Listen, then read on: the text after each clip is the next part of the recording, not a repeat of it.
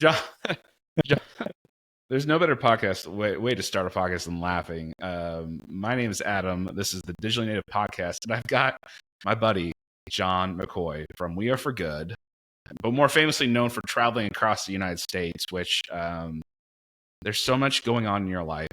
But before we get there, John, you've got a storied background, in my opinion.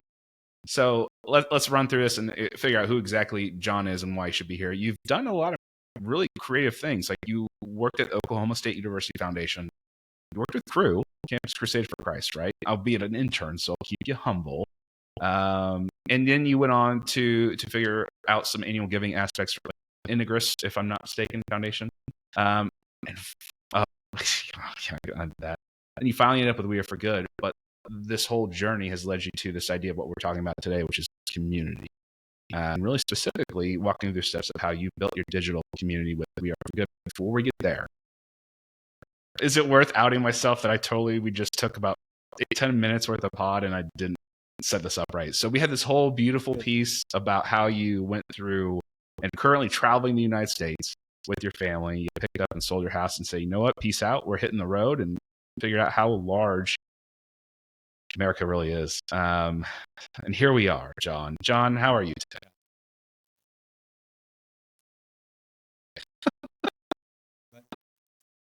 So like we did this at our first virtual event. I was on mute for a solid minute and I was trying to look at the camera, trying to keep my eye on the green dot, and I don't see all the comments and text and people being like, John, nobody can hear you.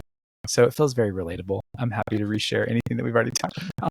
I think, yeah, I can relate to this because this is happening in real time. I think the one thing outside of you traversing across the United States with your family, 4 kids and a wife in Airstream, is where are you currently? And is that a green screen or is this like a real place? It's looking like some picturesque Little House on the Prairie type of stuff. Oh my gosh. It does. I'm glad it's blurred out because it's probably not that dreamy in real life. But this is Montana. We've made it up near Glacier National Park. And I didn't think we could make it here before it got really cold because we're having a weather chase. We're in a 28-foot Airstream. And the weather was going to be in the 70s. So we're like, we got to go see Glacier before it gets too cold. So we're up here. We're about 25 national parks in and making our loop through the U.S. Headed south for winter, though. Like Florida south? You know, probably back to Florida where we started this kind of journey. We're from Oklahoma. We're going to see family around the holidays, and then we want to go back and catch some waves in Florida too before we start the journey up the East Coast. Hey, we'll actually finally meet in person, I think. I know, Charleston. Better watch out. We're going to tear it up. Okay, into the good stuff. Since I burned like 12 minutes of such great content. No, you can totally drop that in. Just do the previews and like no one knows it's in the actual show at all. We Are for Good is probably a culmination of what, John? Give me like a 30-second brief synopsis of what We Are for Good is, if you can. And then like where is this leading into in the coming weeks and the experiences that you, Becky, and the team have had to get you to this point? Thanks, man. Yeah, it's always hard to explain it in 30 seconds, but this helps my parents too to understand like what are you actually doing out there in the world. So like I built my career in nonprofit world, and we tried to create the thing that we always wanted. And I say we because I co-founded We Are for Good alongside Becky Endicott, who we've worked together almost 20 years in the nonprofit space. But it's all about community. It's about content. It's about connection. And so that's powered through the podcast and the actual community, and now in virtual gatherings also and in-person gatherings. So it's all about getting people together to talk about things and realize we're not alone. Because I think even though I was part of a team all those years, with my specific responsibility and roles and leadership, I did feel alone a lot of the time. So we wanted to create a place where you just felt like you had your people that you could lean into. And so that's what We Are for Good is in a lot of ways. Man, see, that was perfect. That's exactly what I said. I would probably pitch it as it's a place where nonprofit professionals can go to get the resources that they're not probably going to find really anywhere else. Thanks, that man. are the less non-tangential things to actually doing the hands-on, perhaps. And you think about what's coming up next month with Impact Rising, focusing on pausing, mental health and awareness of that, and what that means really in the day-to-day grind. You and I both know that working in a nonprofit is hard work. That's probably a vast understatement with so many plates, so many job responsibilities being put onto a lot of times very few people within an organization, which is such a cool thing to watch the community that you guys have started to build. I think roughly a year ago, or maybe a little bit longer from when I became aware and started working with y'all, and kind of how it's shaped and evolved. But really, it's one of the most vibrant online communities that I know of and have seen, which is a really cool thing to see. But that's not done overnight, right? And I know Thanks, we've talked about like how we love other like more marketing communities. Exit 5 by Dave Gerhardt comes to mind as like the pinnacle, sparkling example of how if you do it right, you focus on the people you're serving, it takes off and becomes a whole other thing. John, where did it start with the ideas for you and Becky and the team on, hey, this digital community could be the route to the next level of providing services and activation community for the nonprofits? Yeah. I mean, so it's definitely been an evolution. Like when we started, we wanted to create content. We didn't want it to be Becky and John trying to teach the world a bunch of things because, quite frankly, you shouldn't listen to just us and a lot of things that we don't know. But we knew that, if we created an open space where people can just share their story, connect the dots of how did you get here? What did you do? What worked? What didn't? And just be human about it, be real, that, the community would really surround this thing. And that's what happened, over time. And so that collective of people that not only were like teaching, but showing up, were engaging with us, like we'd say asynchronously, right? It's like maybe listen to a podcast while you're washing the dishes or in the carpool line or just on a road trip like us, right?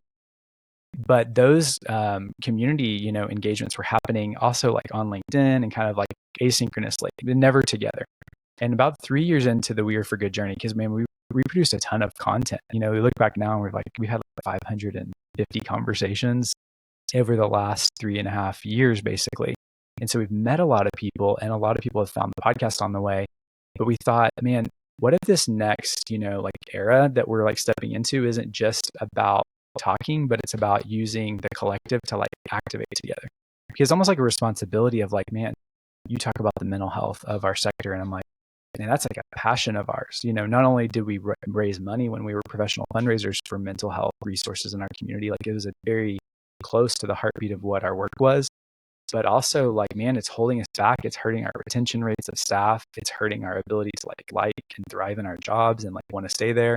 And it's like so interconnected. And so we just realized like, okay, what if we started holding space, moving from async to insync together, kind of like the boy band, like what if we came together quarterly? And I like to say even seasonally, because I think the seasons are such a good thing to like lean into as humans too. Of like, what if we came together quarterly to reset and have one conversation? And that's what Impact Up was all about. So we launched in July. Thank you for all your kind support and lifting on this, Adam. It was like, let's talk about power. Like, power is the place we wanted to start because it's holding us back. But now for October, we're aligned with World Mental Health Day on October 10th. And we want to talk about the pause, like this idea of like holding space and actually stopping for long enough to assess how are we doing on our well-being? How are we doing? What shifts can we make? And taking care of ourselves and our team, which we think will lead to so much more. So Impact Up is happening again every quarter, but October 10th is the next one. And we're really excited for what it means, not just for like the sector, but honestly for us as people too, because we're looking for the pause in our own journey. No, that's great. Thanks for sharing. I think the biggest thing too is how long, tactically speaking, did this take to go from like, hey, this is an idea, to the planning, to the execution? How much was it? Like 3 months? Was it like, hey, 2 weeks from now we're going to do this? Like, what did that look like for the team? For Impact Up specifically? Yeah, for that. Yeah, because I mean, I don't want to downplay like the community building was very slow, 1-to-1, and still that's how I think it grows. It's like the power of one person sharing about it. I think it became a Google document in February of this year. And by April, we were pretty sure that we were going to do it, but we were like, I guess, ready to like commit. I would say the planning efforts and really coming together happened May and June. Like it came together in probably 60 days, but there had been a lot of like ideation and like, hey, do we think we could take this step? And I want to talk about this because I think people see like something like that launch and it's like, it just seems like, oh, wow, that just happened. And all these people came and all these people launched. But there was so much warming, that was happening from the first seeds that are planting. I mean, as you're starting to like come up with a vision for something, I think this is why it's powerful to share your vision, because even before it's, set in stone. I think that's the best time when it's still a little wet cement, not to get pulled back if somebody is going to rain on it, because a lot of people are going to rain on it. They're going to be the first to say this is not going to work and all those things. But I think when you share your vision early, like it does give you momentum because you start to talk about it, which puts it into the world to create, and you can start to visualize it. And I think you got to see it before you can really step into it. And so a lot of those formative months talking about it gave me the confidence as the leader, specifically the CEO, to call the shot and say, let's do this. It's because I'm like, man, this just makes sense. Like, I mean, it just makes sense that our community is hungry to do something, and we're, uniquely positioned to do that. And we don't have to do it alone. It doesn't have to be the John and Becky show. It can be the collective showing it together. And that's what it felt like, which was really beautiful. I think you made a pretty important point there, is that this didn't just happen as you built it one-to-one over years and years and years and years. And to me, it draws parallels to like a mission and trying to launch or going to launch their first major peer-to-peer event, where it's like you're hopefully activating those relationships and those donors that have built and followed your mission through the course of time. Is that correct to kind of assume there, kind of the parallels? I know you've got a pretty rich history in the fundraising aspect from that point of view. No, I think it's absolutely I would call it, in like a campaign sense, it's like the silent phase of the campaign. It's like you wouldn't want to go and have a big fundraiser and launch on day one with $0. Like that would be painful to everybody involved, and it's such a long way to go.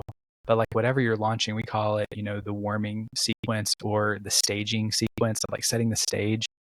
It's like not only do the people closest to you, I mean, as you think about whatever organization you're at right now, who are those people closest to you? Not politically of like, oh, I mean, that's an element, but like who feels like they need to know? Like, what are those audiences, whether they've given a lot or not? Like, who relationally needs to know? Because you only have that window before it's launched to bring people in and say, hey, we're working on this thing and we want you to be involved. But once it's public, the times change a little bit because the conversation is like, hey, it's out there. Can you come alongside us? And so trying to get as many people on board before you go public is such a huge part. And that's what helped us with momentum at Impact Up. I think hundreds of people were in the loop on it before we went live on day one. And so it gave a lot of like momentum to all the pieces. But to do that is really hard, honestly. It's hard to like, especially when you've built something one-to-one relationship, like over time, you've got to figure out how to more mass communicate with folks and like segment and personalize as much as you can. But I mean, that's the problem with, I think, scale and what we're wrestling through now. Like, how do you still, you don't want to move away from like the personal that built it, but it's like, how do you actually mobilize a movement, and it's like, you got to let control go and let the community do its thing too. And so we're kind of in that tension, but also loving that tension because that's what makes it special and makes it, something that people want to be part of. Yeah, that's so great to hear. And a lot of what makes We Are for Good special, I would argue, are the relationships that you and Becky create, foster. Y'all can't be in one place at one time unless you've got skills that I need to know about. No, so that that means and I can't multitask, so I can't even be multiple places when I am there. So it's bad. I could barely read two things at once. I know. So yeah. there are some iterations of this digitally speaking before you even got to the physical activation part of this community, right?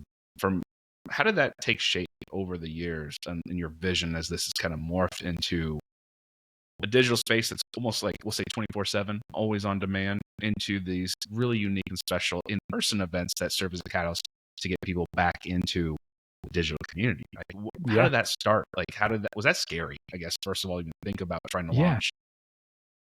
Well, I think it's natural to like want to like dream small, like, I mean, it's like, well, what can I wrap my arms around? What can I actually imagine happening? But you got to overlay this with our family had just sold our house in December of, right before we had started the planning of this. This was not on the whiteboard. I mean, a dream of let's do an event someday was on the board, but nothing of like what it would look like. And as I started like mapping out the route, I mean, we're in Florida as the first place that we stopped. And I literally like kind of pulled up my LinkedIn. I was sorting like who even lives here. Because a lot of times nowadays it's like, you don't even know where people live half the time, right? It's like, unless you drill down, you're like, oh my gosh, yeah, we've got really great friends in Miami. And I was like, hey, let's go get coffee if y'all are free. And it's like, it happened at the same time we're like brainstorming of what would these gatherings look like. And to me, it just made magic because like we connected before on a values level that we want to see the same things. We'd never met each other in real life. There's no reason we should have been at the same coffee shop at that moment. But I was like, there's just magic in that. And what would happen if we asked and invited our community who keeps saying, how can we help? How can we build community? And a lot of times we're like, well, go subscribe to the podcast and go post in the community and things like that. But what if the call to action was, hey, what if you just like held a place at a coffee shop and, created a meetup when we do Impact Up? And so what we hoped would be like 15 people to say yes to do that turned into like 60 people that said yes to do that. And 29 different meetups happened on that first Impact Up, which gave a lot of momentum of just like the power of community and connection and the ripple that spreads with that. So I guess I was inspired by personally, that instance happening. I've met a lot of people now that I only knew virtually. And it's like when you connect on a values level and you see the world similarly, like you can jump a lot of relational steps fast because you're like, man, we're in it together. Yeah. And sometimes it only takes one person that jumps on and says, hey, yeah, I'll go with you. And let's go. And all of a sudden that multiplies. Seriously. And it's such a phenomenal experience when you have people coming out of the woodwork, really. Like, seriously. Again, going back to those relationships that you build and you foster and you nurture over years. And it's not that instant on switch. There we go. Well, I gotta say this because there's people that raised a hand that we had never met before, and it's still happening, with our next one. And I think that's the power of, in this moment, to get visible and share about things that matter, share about your values, share about your story, be authentic, because the people that have come along just maybe have met us anecdotally, maybe they've listened to the show so they feel like they are connected in that way. Maybe they followed us silently, and it's like you have no idea who's listening or reading. And those are the people that when you put a CTA out there, like, hey, host a meetup, I just got connected with somebody from Pittsburgh that I've never met that's literally gathering people in 2 weeks. You know what I'm saying? And it's like, thank you for that. And thank you for just like, I don't know, leaning in and reading. Because sometimes you create stuff and you're like, is anybody reading this? Is anybody going to listen to this podcast today, Adam? It's like, there's always that person that needs the nudge. It's not like you have a huge podcast though. So like, I kind of get it. You've invested so much in providing resources for nonprofit professionals and even people like me who are in the tech for good space where I'm an avid listener, follower, and supporter. Thanks, right? Appreciate you. Yeah. If you were a PBS station, I'd be giving you all my monies during the donation. And I could read your name in a monotone voice at the end. It'd so be great. Made possible by the AOB Foundation. Thank you. Perfect. So that's the power of really, I promise you we won't get into a brand conversation because I want to so bad with this. But if you think about the investment, and oftentimes you always see people like, oh, it isn't worth investing in a brand or in a specific voice or content that doesn't yield X amount of whatever. It's the long play. It's the relationship building. Situations like that, John, where, that person in Pittsburgh probably has listened more than one podcast or followed one or more posts and never interacted. But in the end, you resonated, right? And that comes down to knowing content, what I call content market fit for who supports you, who your target is. So we'll save that for another episode. Well, I'm like, if you want an example, that's us, because we've never bought an ad, which I realize is horrible advice. Like, we need to buy ads, but it's like, it's just been organic and it's taken a long time. So maybe you could speed it up with the right investments and stuff. But it's like, if you're committed to the long game and you're consistent with that, I think people gather. I really do. If it's authentic content and it's helpful to people. I agree. And from all of this, like, there's the digital community and then there's the activation. All of this needs tech to run. I'm assuming you're not doing this by pigeon carriers or whatever. What does that look like for you? And like, knowing that, like, I would imagine you're not going to go spend 6 figures on an event platform or a community platform. So yeah. What did that process look like in terms of, hey, here's where we start, here's where we need to go, here's what we're doing now, and like, how did the tech support that vision as opposed to lead it, if that makes sense? Yeah. I mean, you're talking to people that start very, very scrappy. We still have cobbled together our website on Squarespace, and it is hundreds of pages big now, but we started with what we could afford and what we could run our own. And with the event, we got a little bit more specific because we knew a couple thousand people were going to attend, and everything we had felt like it would break if we put that kind of people or situation on it. And we wanted a certain level of production. So we did some investigating around that, and it came down to like what we could reasonably afford that we feel like would give a good experience, because I do think experience can't be undersold, because that's kind of everything, especially if somebody's logging on virtually. Like, you want them to feel like the connection's solid and that people can hear what's being said and they can connect with others. So we decided on AirMeet. I don't know if anybody's wanting all the weeds of this, but it's like AirMeet was a good fit for us that could grow with us, because that was important too, of like what could we afford now that could scale if this thing gets a lot bigger. Like, we've got the tentacles to be able to do that. Yeah, But I've I got want to lots go of in the tech weeds. tools. I mean, you want me to go through all the tech tools? We got lots of them. I wish they all talk to each other really well. I'm sure you could help me with that. Some of the new stuff is evolving so fast that the integrations piece needs to catch up. And yes, I want to go in the weeds because that's where I live too. For me, I've gone through all the webinar platforms. It feels like that I can do. I know StreamYard was my choice for a while. Yeah. Ran into some limitations.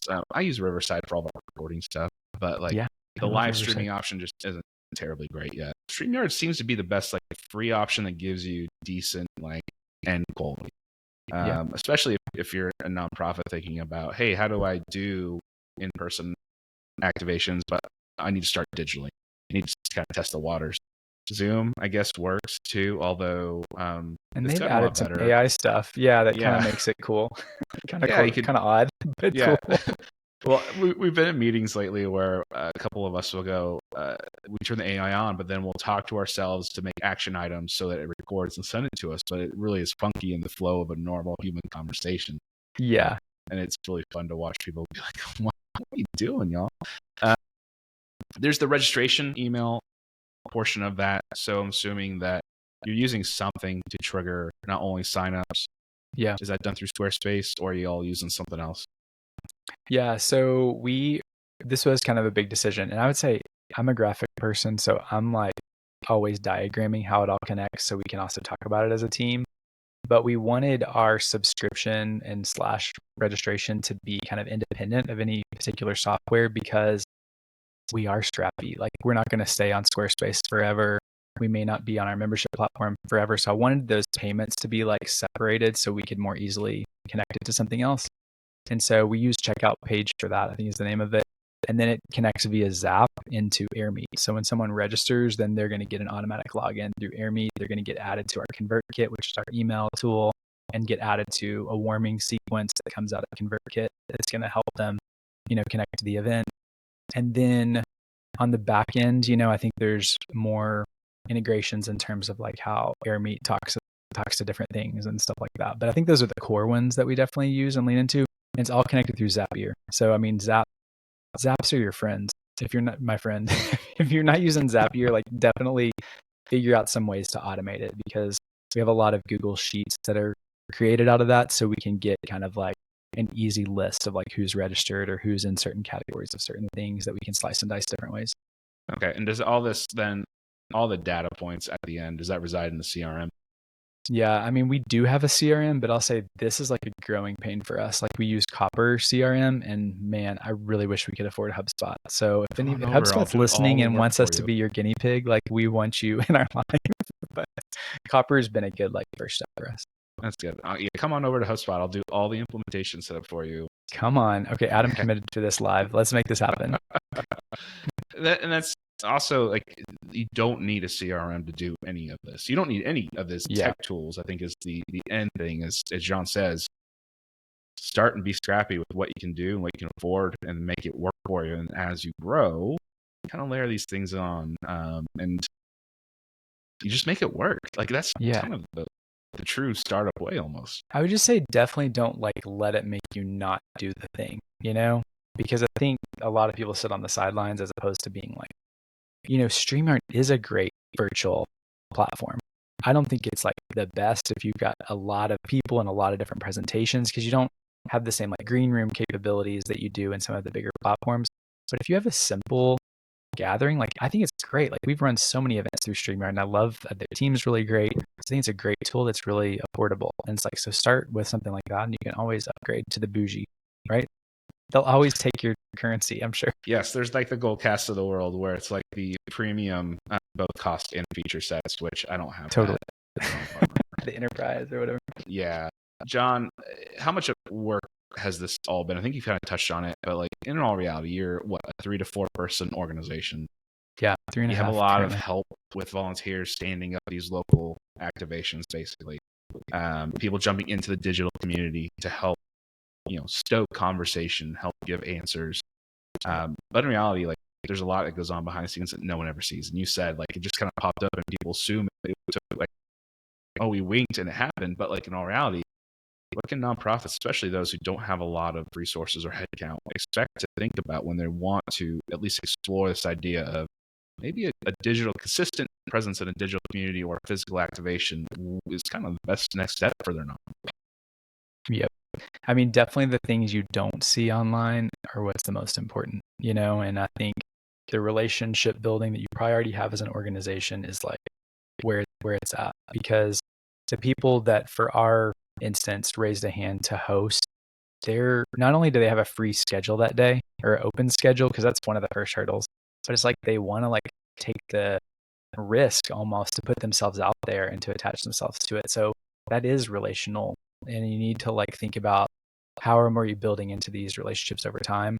And I think using the warming sequence is like so important, because people want to be in the know, and no one wants to find out at the 11th hour, and that's just not a great feeling. And we're bad about that too. Like I just think of like we are a small team, so things like that totally get missed. But we try to like be thoughtful, and I think that's a place that everybody can start, is like whatever you're doing, like how are you warming it before you announce it? Like just don't announce without the warm. You know what I'm saying? And if you're fundraising, especially don't do it, because like secure a few of the major gifts. You can have a different level of conversation before it's public. People feel like they can add their input, share their advice at that stage, and it's kind of a different vibe. So that's really, really key. We call it staging in our Impact Up framework, which is how we teach to launch anything. Like you got to start with staging. And so it's just a critical piece. When we were recording this, it's September. We're going into end of year giving season. So I think a lot of the best practices that I've been seeing pop up in conversations is similar. You can't just run in and ask for a donation on Giving Tuesday. There is, I always refer to it as nurtures, where you're effectively announcing, hey, this is coming. This is real people stories, real impact stories. You're using these to set up that ask. And then the community piece where this sets, in my opinion, is that post donation. Like, what are you doing with your first time donors, with people who are joining on to your community, and how do you convert those into lifelong supporters? Mm-hmm. Yes, there's emails. Yes, there's tech to help you provide ads and keep in front of people, but ultimately that community, maybe starting off easy as a digital and going to physical activations, is kind of like that. We're going back to like pre-COVID almost, it feels like. And in a lot of ways. From that, in person went away for a couple of years. Everyone kind of was probably burnt out with so much going on pre-COVID. Now we're starting to get that, in my opinion, from what I've seen. Oh, humans, let's interact. This is great. Oh, this is cool. What have we been missing? It's disruptive that we meet in person. Imagine that. That will never, ever, ever go away. Like there will always be an element of us needing connection and community, which I think it's kind of why you and Becky exist with We Are for Good. Yeah. I hope AI doesn't replace it. It'd be sad world, I think we're in trouble if it does. From your perspective, do you have a couple nonprofits that we can go share? You could share that other nonprofits can go say, hey, they're doing community, digital, physical really well, that we could go use as a jumping off point for a program that they might want to be building in the future. Yeah, I mean, we've talked to a bunch of them on the podcast too, so I could, sync you up with some links of conversations about this. But one of my favorite is the FarmLink project. I don't know if you've heard of them, but I mean, my gosh, y'all, if you haven't heard of FarmLink project, get ready to fall into the vortex. But I mean, this nonprofit started in the middle of the pandemic with some college students that had some spare time on their hands because of the pandemic, right? And they were watching the news unfold that like farmers are throwing away food that they can't, sell fast enough or get to the places fast enough. So it's food waste, with people like waiting in massive lines at food banks. And so they're like, how can we be the bridge and help get those things that are going to get thrown away to people? And what I love about them and why they come top of mind, and they weren't even on my list, what's funny about thinking about who does community really well, is that they from the beginning built with community. They built with college kids who were willing to volunteer some of their time. And they would meet on Zoom, and it wasn't just about how are we moving the lemons that we just got donated or how are we picking up the eggs, because that stuff gets handled. But they were also like in community together because they were going through, what does college look like in the pandemic? No one was ready for that. No one was ready to like the loss of some of that. I think the grieving that went through some of that of like your college experiences getting wrecked because of this inability to even be together in person. And so they had not only a thriving like digital community, but it was that community that fueled their massive growth, and now they've moved hundreds of millions of pounds of food. And they still show up in the world very much community first with their giving partners and the people that are helping on the back ends with the farmers and just trying to be a connector. And I think the other mindset that I would lift from them is like they're very much community over competition, because you got to be in that mindset to be able to build those kind of partnerships. So there's like a twofer on that one. But okay, we have a shared love for the Michael J. Fox Foundation team. I mean, they're like the best, right? If you look at like digital community building and just the way that they engage people around social and stuff is just next level. So I think their work is really inspiring. We love the Born This Way Foundation. Gaga's foundation like is really great at like drawing out community and getting people to share their stories. So I think some of the lessons learned is like, you can't think that your story is the only one of value. Like, how do you encourage people to share their story and where that intersection happens? So yes, that's user generated content, or yes, that's like whatever the fancy marketing term we want to say. But like, that's also like living our mission, what I call marketing is mission. It's like, if you're trying to spread kindness, which is Lady Gaga's foundation's, end all be all goal, it's like, doesn't that start with encouraging people to like share the story of when they are, or when they're having these kind of like experiences? It's like, it's actually elevating the conversation by doing it. So those are a few of like my top of mind favorites. They're all worth your follow. And then my last plug, if you want to join a monthly giving club, if that's the right word, you got to go find the Adventure Project. I love them. We support them personally. And I think that the way that they do onboarding or warming or nurturing, as Adam said, their nurture sequence is so good. And the way they write their emails is so good, because as a donor, you feel like, oh my gosh, we're part of this. And it's not like I'm the hero. It's not the white saviorism, because that's been rampant in our sector, right? But it's hey, we're all in this together. Like, you're part of the collective, part of the story. Like, you really matter in this story, but also, man, this family was changed because of this opportunity for entrepreneurship, and like, you get to hear those stories and you get to see the picture from, someone's life story that's actually happening in your inbox. And so they do a great job of threading that together. So you got to go check them out and follow Becky Straw, the founder. She's a wonder. She was employee number 3 at Charity Water. So if you think she just had a different mindset, but then she went and started this, the Adventure Project, to really empower women around the world, which is really awesome. That's great. I'll remember to drop all the links for this in the show notes. Sorry, too, that was a rapid fire of links. No, I'll get you. I got exactly what I wanted out of that. And for me, I think everyone's like, oh, okay, we know what's coming. To write Love in Arms for me. I'm like, I'm wearing a shirt right now. And like, their shirts fit great. They're so comfortable. Hey, so like, they're working with us on the pause. They're coming in as a content partner. You're working with Lindsay, right? Yes. We think the world of that team. I love that they're like your favorite charity. I always laugh. I give away my like elder millennial status because I've known about support of them for like since like the early 2000s, when they were really big in middle Florida with the music scene blowing up there. And then here we are. Amazing. 40, and their merch is still like the best. I mean, they know how to design. Is that cat? Yeah. Yes. You think about the welcome series for their monthly donor program. It's branded. It's so good. It brings you into their mission, and it shares stories in a way that you just kind of can't help but become part of the community and naturally just start to rep them wherever you go. It's like I wear my shirts, and I sometimes forget because they're so great that I'm wearing them, but people will stop and say, hey, that shirt really helped me today. I've had it like 3 times now. Oh my gosh. Which is powerful, right? You think about the end point of a nonprofit mission is to change and impact people's lives. It's going to be different ways, but good Lord, is that not mission like right the there, end right? result of awesomeness? But I'm not annoyed, obviously, by them. But it's that community piece that wouldn't have happened otherwise. And I think I want to say this is attributed to Floyd Jones, one of our mutual friends. but like your community wants the gift of activation. Like they really do. And I've seen that in We Are for Good. Your story points to that. It's like people that are in it with you from a community level want to be invited to a next step. Doesn't mean they're always going to say yes. Doesn't mean the timing's always going to be right. But they want to know where they can do something meaningful. And so that is a gift to give your people that are, your rabid fans. And looking at you, Flo Joe, for always bringing the really quotable things. Floyd is one of my favorite humans in the world. Oh, and yeah. I've only hung out with him a handful of times digitally, and I cannot wait to someday meet him in person. And thank you for showing me. The energy, the hype, it's all there. It's all true. It's real. Yeah. I can't handle it. It's so great. John, I told you to keep it just around 30 minutes. I know. We try to end every episode here. I'm going to make you blush here.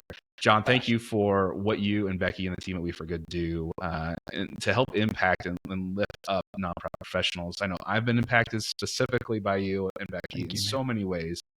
And what you do oftentimes may go unthanked, but thank you. It's phenomenal. Keep on doing what you're doing. I'm going to be there to support you every single part of the way. And we're going to continue to see such an amazing mission to serve continue to flourish in the future. Feels good to be in your orbit, Adam O'Brien. Thank you, my friend. This has been too fun. All right. For those of you who are listening, this has been the Digitally Native Podcast. Yeah. And check us out on Spotify, YouTube. This has been powered by iDonate. So thank you to them for letting me do this. Appreciate John. Keep on doing what you're doing. Find a cool place for the Airstream next where it's not going to be cold. We're coming to Charleston. Clear out the driveway, man. Yeah. What's happening October 10th as we close out? Yeah. Impact Up Pause. Come and join with us. It's a day we're talking about mental health. We're normalizing those kind of conversations. Come hang out with us and truly disconnect for a day. You can learn at weareforgood.com/impactup. You can register there, learn all about it. See the amazing speaker lineup. Y'all got imposter syndrome with some of these folks that are coming. That's phenomenal. There's how many local activations going on? Yeah, I mean, we launched the page today with 16, but there's another 16 that are still kind of getting finalized. So we'll see what it shakes out to be. But can I just say for a second what I've loved? Some of the people that are forever We Are For Good, rabid fan type folks have had to be hey, I'm so sorry. I can't do a meetup this time. And I'm do you realize you're living out the pause? You know how happy it makes me when people are I can't do it this time? Because I'm that's what we're trying to talk about. It's not we're this machine that just cranks out events. We're trying to move at the pace that feels right and then just supporting everybody's wellness. And so, some of these events aren't happening because they're actually literally taking a pause, and some are meeting at the beach to watch the sunset, which I'm y'all get it. We're actually integrating and doing the work together. So you'll see. I bet we'll have at least 20 meetups happening around the world, and it's going to be amazing. And watch Uganda, because Uganda's gathering a couple hundred people as planned. So watch out for it. Yeah, that's a whole nother story. Okay, we'll save it for another episode. John, thanks again. Really appreciate it. All right, have a good one.